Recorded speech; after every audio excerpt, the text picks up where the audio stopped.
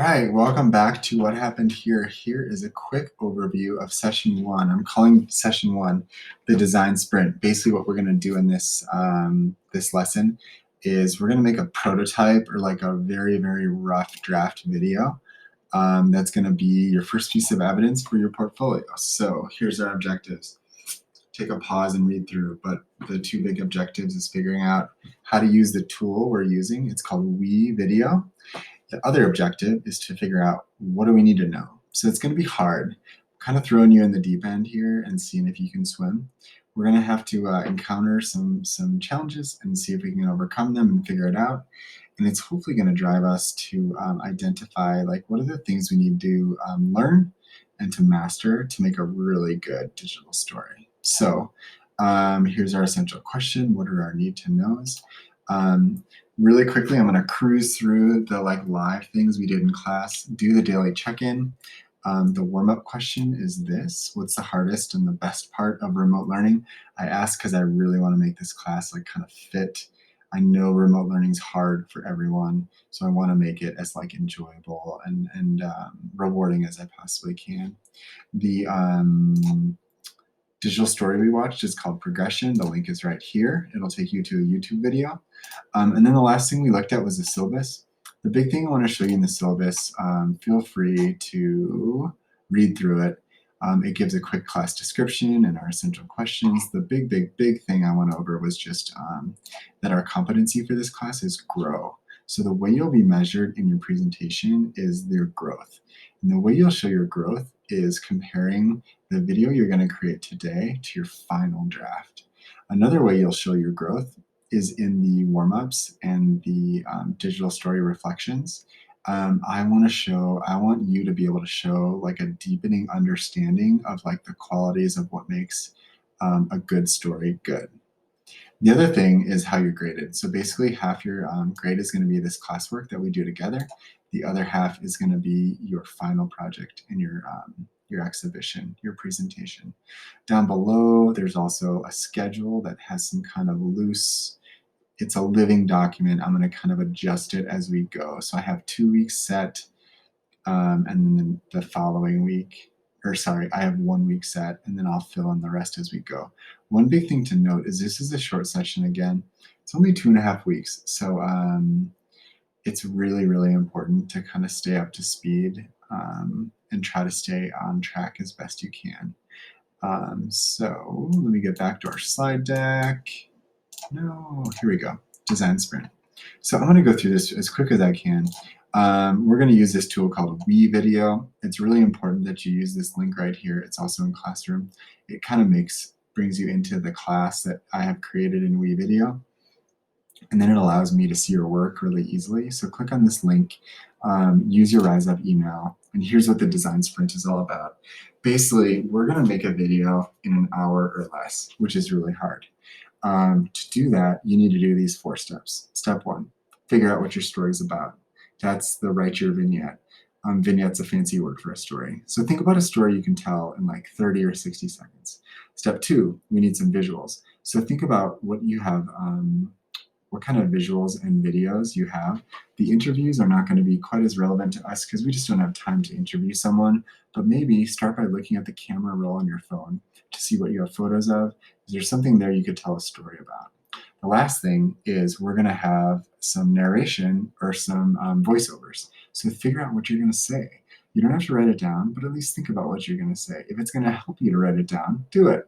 But it's not, the important part isn't the product and how good it is. The important thing we're doing is the process, learning how to use Video, thinking through all the challenges that you encounter when you're telling your own story. As consumers of YouTube and video and TV and movies, we don't really think about how much thought and intentionality goes into storytelling, but I hope we have a new appreciation for that after doing this activity. So the next thing is, if you're struggling to come up with a story idea, these are going to be a few ideas that might help you come up with a topic. Another support that I have is a quick 2-minute video that's actually from WeVideo about how to create a digital story, which is exactly what we're doing. So take a look at this. This is like more about putting lots of time into like your best work. So don't get hung up on all the steps here of like creating a storyboard, for example. The goal here isn't to have a perfect story, it's just to like have a story. Then here's a few supports that I want to provide you for finding images and videos. Down here are some links to some websites called stock photo websites, which is just like free images that you're able to use. Feel free to Google image. Ideally, use your own images. If you ever want to do music, this is a cool converter from YouTube to like an audio file. And then here's some tips for your script, your voiceover. Don't worry about the sound of your voice. No one likes the sound of their voice. It doesn't have to be perfect. And also make sure that your emotion in your voice matches your story. So if it's an exciting story, be exciting. If it's a funny story, be funny. If it's a serious story, be serious. So do the best to kind of match that. And then we're going to do some quick edits where you kind of like align everything. Don't get too hung up over this. It's not going to be perfect. And then if you ever need any resources, there's this link right here. This blue text is a link. It takes you to this thing called the WeVideo Academy. And it's basically just a collection of short videos, if you get stuck, that help you get unstuck. So here they all are. It's kind of really, really big on my screen right now. But you get the picture of like if you encounter a problem that you don't know how to overcome and you can't just figure it out, go here and check it out. The very last thing is you're going to share your final video on this mastery check. This is how I know you did the task for today. So when you open up this mastery check, it's going to ask you your name. It's going to ask you the link to your WeVideo. I'll show you how to do that in just a minute.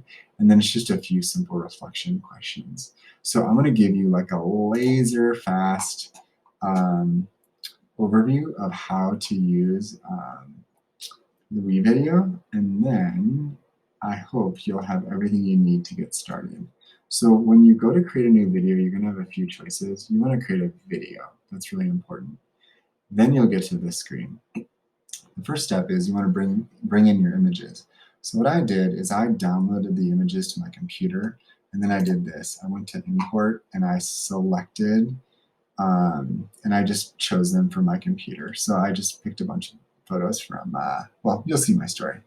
Another way you could do it is you could link with your socials down here if you want to just bring photos in right from Instagram or Facebook or something like that.